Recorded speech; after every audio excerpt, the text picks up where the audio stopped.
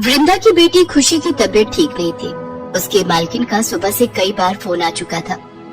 क्या बात है वृंदा, आज काम पर नहीं आना? सारे बर्तन पड़े हुए हैं और तू है कि तेरा कुछ पता ही नहीं है। मालकिन, बेटी की तबीयत ठीक नहीं है और इसके बापू भी घर पर नहीं है, वो काम पर गए हुए हैं। मैं बेटी को अकेला छोड़कर नहीं आ पा रही हूँ। मुझे कुछ नहीं सुनना, चुपचाप काम पर आ, नहीं तो मुझे कोई और काम वाली ढूंढने में देर नहीं लगेगी। अब क्या करूँ?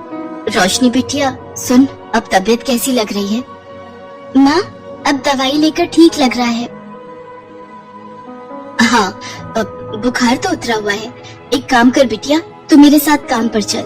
तू वहाँ बैठ जाना, तब तक मैं काम निपटा लूंगी। घर पर अकेला छोड़कर जाने का मन नहीं, और अगर काम पर नहीं गई तो मालकिन दूसरी काम वाली रख लेंगी। दिवाली के दिन है बिटिया, मालकिन का कोई भरोसा नहीं, रख लिया तो काम हाथ से चला जाएगा। चल, चप्पल पहन, हम चलते हैं।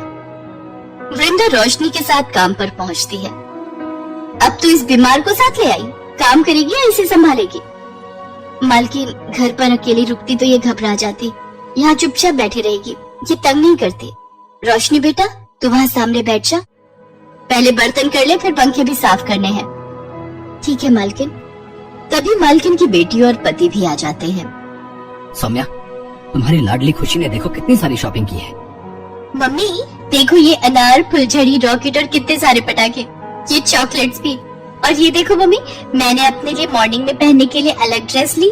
वो कल मेरी सारी फ्रेंड्स आएंगी ना, तो दिवाली पार्टी में न्यू ड्रेस पहनूंगी। अरे हाँ, कल मॉर्निंग में तो दिवाली पार्टी है। वृंदा, कल सुबह टाइम से आ जाना, काफी काम रहेगा। खुशी दिवाली पार्टी का सामान देखने लगती है। रोशनी भी उसे देख रही थी। ए लड़की, जा ये सामान उठाकर खुशी के कमरे में रखा। जी आंटी।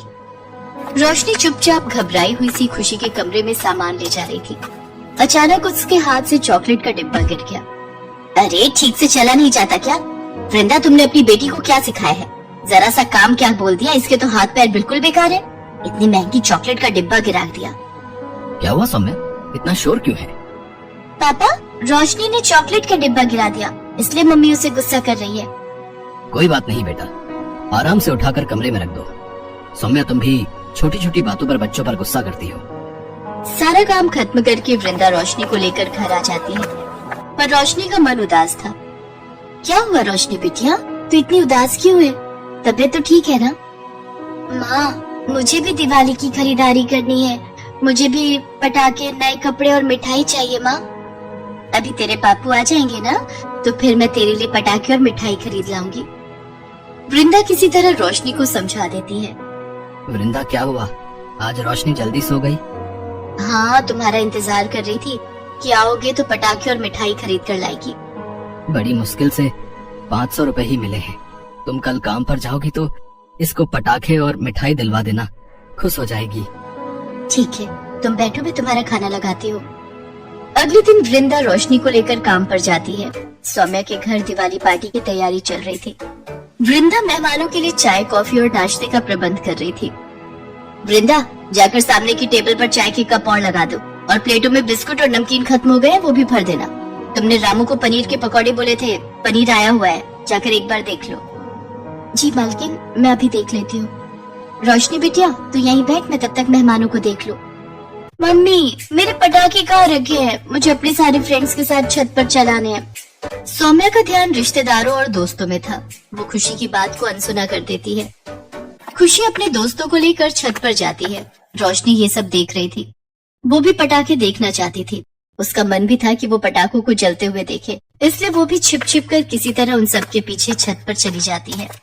खुशी माचिस की तीली जलाने की कोशिश कर रही थी कि अचानक तीली की आग पटाखे पर पड़ जाती है और खुशी रोने लगती है। उसके आसपास आग लग जाती है। उसके सारे फ्रेंड्स नीचे भाग जाते हैं। खुशी उस समय अकेली थी।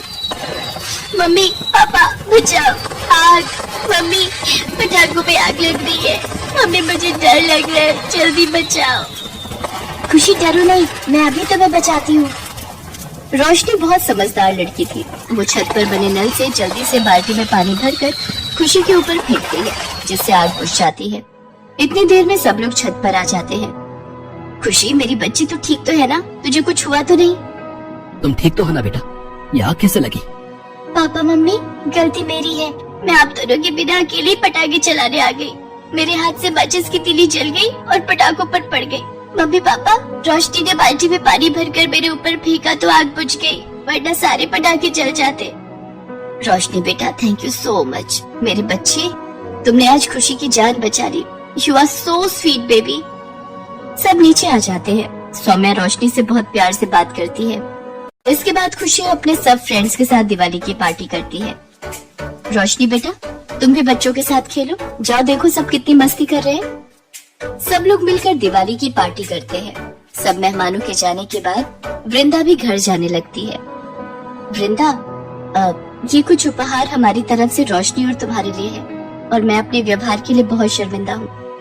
वृंदा, मुझे समझना चाहिए कि दिवाली तो सबका त्योहार है, कोई अमीर नहीं, कोई गरीब नहीं।